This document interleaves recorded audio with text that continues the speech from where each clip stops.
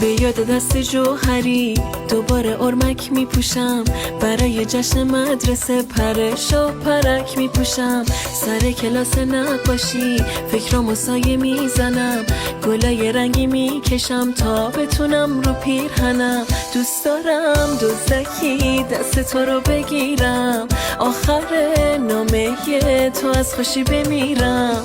وقتی که رو تخت سیاه هر اسمی از جز اسم ما، فکر تو چون فانوس راه، یاد تو تنها سرپناه، اسم تو تنها تکیه‌گاه.